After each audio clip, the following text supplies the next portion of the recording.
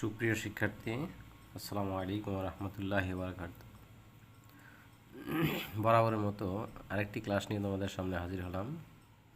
Math centre basic math learning point থেকে তোমাদের সবাইকে স্বাগত। এই মুহূর্তে আমি যে ক্লাসটি করব সেটা হলো 1.1 মানে 1.1 এর তোমাদের ষষ্ঠ শ্রেণীর গণিত বইয়ের এই সংখ্যায় এবং কথায় প্রকাশ এই বিষয় নিয়ে আমি আজকে এখন আলোচনা করব। আশা করি তোমরা ধৈর্য সহকারে মনোযোগ দিয়ে শুনবে,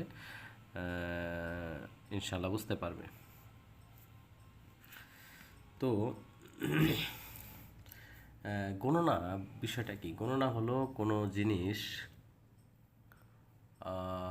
জিনিসের পরিমাণ নির্ণয়। হ্যাঁ, মনে করো ধরে নাও তুমি বাজারে গিয়েছো, তুমি চাল কিনবা 5 কেজি, তাহলে এই 5 কেজিটা আসলে মূলত কোথা থেকে আসলো? এটা গণনার থেকেই তো চলে আসলো যে 5 KG, 1 KG, 2 KG, 3 KG, 4 KG, 5 KG, এভাবেই তো 5 কেজি হচ্ছে। তো ধরে নাও তুমি ডিম কিনবা, হ্যাঁ, 5টা ডিম কিনে নিয়ে আসলা বা 4টা ডিম কিনে নিয়ে আসলে এক হালি, তাই এক হালি 4টি, তাহলে 1 2 3 4টি ডিম নিয়েই তো এক হালি হবে। সো গণনা হলো এমন একটি জিনিস যেটার কোনো জিনিসের পরিমাণ নির্ধারণ করার জন্য করা হয়। তো বিভিন্ন সময় বিভিন্নভাবে গণনা করা হতো, পাথরে লিখে বা দাগ কেটে ইত্যাদি ইত্যাদিভাবে গণনা করা হতো। তো বর্তমান সময়ে আমরা যে পদ্ধতি দেখতে পাই সেটা হলো গণনার জন্য দুইটা পদ্ধতি। একটা হলো তোমার দেশীয় রীতি আর একটা হলো আন্তর্জাতিক রীতি। তাহলে আমরা যদি বলি যে গণনা কাকে বলে, গণনা হলো কোনো জিনিসের পরিমাণ নির্ধারণ করা, এটাই হলো গণনা। আর গণনার হিসাব দুই প্রকার। গণনার হিসাব হলো কয় প্রকার? দুই প্রকার। একটা হলো তোমার দেশীয় রীতি, আর একটা হলো আন্তর্জাতিক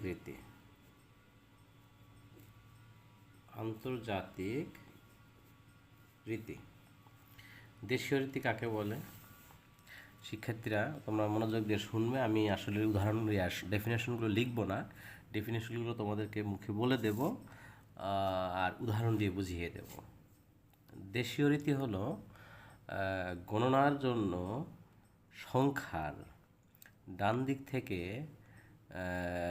বাম দিকে গণনা করে প্রথমে 3 ঘর পর কমা বসিয়ে এবং পরে 2 ঘর পর পর কমা বসিয়ে যে সংখ্যারীতি প্রকাশ করা হয় সেটাই হলো দেশীয় রীতি।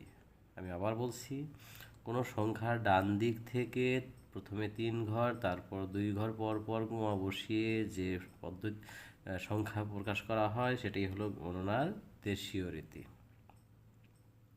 যেমন ধরে নাও 0 1 2 3 4 5 6 7 8, এই ডান দিক থেকে 3 ঘর বামে, এরপরে 2 ঘর বামে কমা ব্যবহার করে যে সংখ্যাটা প্রকাশ করা হলো এটাই হলো গণনার দেশীয় রীতি।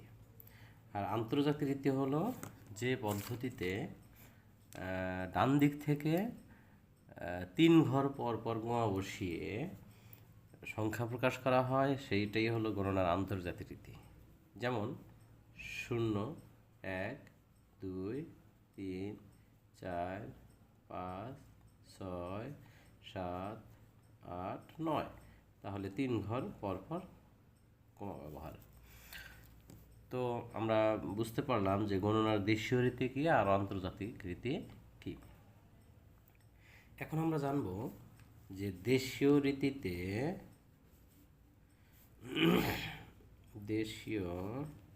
রীতিতে সংখ্যায় ও কথায় প্রকাশ। গণনার হিসাবটা হলো ডান দিক থেকে একক, দশক, শতক, হাজার, অযুত লক্ষ নিযুত কোটি।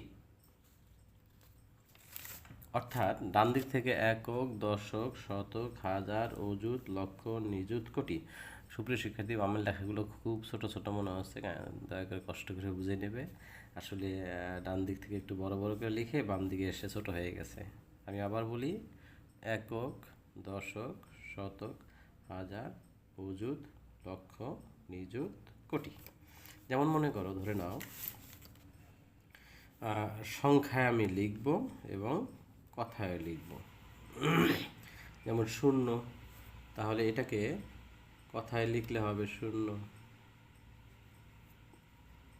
যদি বলি 0 1, যেহেতু এককের ঘরে 0, দশকের ঘরে 1, তাহলে এককের ঘরে 0, দশকের ঘরে 1 হওয়ার কারণে এটা হবে 1 10 মানে 10। 0 1 2, এককের ঘরে 0, দশকের ঘরে 1 আর শতকের ঘরে 2। এককের ঘরে 0, দশকের ঘরে 1, শতকের ঘরে 2। তাহলে এটা হবে, যেহেতু শতকের ঘরে 2, তাহলে 2 শত। আর এককের ঘরে 0, দশকের ঘরে 10, এজন্য দশকের ঘরে 1, এজন্য হবে 210। 0 1 2 3। তাহলে এটা যেহেতু 4টা ডিজিট, একক, দশক, শতক, হাজার, হাজারের ঘরে 3 চলে আসছে, তাহলে 3210। এরপরে যদি লিখি 4 3 2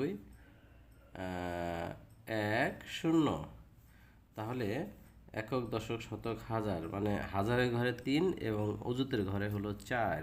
তাহলে এটা হবে 43,000। কেন 43,000 হবে? আমরা জানি যে অযুত আর হাজার মিলে দেশীয় রীতিতে হাজার উচ্চারণ করা হয়, আর নিযুত আর লক্ষ মিলে লক্ষ উচ্চারণ করা হয়।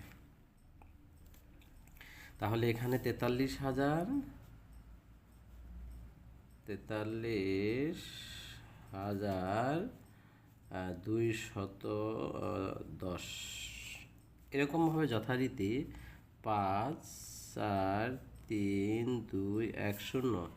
এটা হবে একক, দশক, শতক, হাজার, অযুত, লক্ষ। 5,43,210। তো সুপ্রিয় শিক্ষার্থী, এখানে আমি কমা ব্যবহার করিনি। তো যদি দেশীয় রীতিতে কমা ব্যবহার করে সংখ্যায় প্রকাশ করতে বলে, তাহলে কথায় দেওয়া থাকবে সংখ্যায় প্রকাশ এভাবে করে আমরা কমা ব্যবহার করব দেশীয় রীতিতে। তো আমি যে ডেফিনেশনে সেটা বলে দিয়েছি যে কয় ঘর পর পর কমা ব্যবহার করতে হবে। আর যদি কমা ব্যবহার করতে না বলে, তাহলে সরাসরি কথায় থাকলে সংখ্যায় লিখবে বা সংখ্যায় থাকলে কথায় লিখবে। এই হলো দেশীয় রীতিতে গণনার হিসাব। তো সুপ্রিয় শিক্ষার্থী, আশা করি বুঝতে পেরেছ। আমি আর দীর্ঘায়িত না করি, তোমাদের সুস্বাস্থ্য কামনা করে আজকে এখান থেকেই বিদায় নিচ্ছি। পরবর্তীতে ধারাবাহিকভাবে এই 19 ইউনিটটা আমি ইনশাল্লাহ শেষ করব পরবর্তী ক্লাসের মাধ্যমে। তোমাদেরকে অসংখ্য ধন্যবাদ। আসসালামু আলাইকুম রহমতুল্লাহ।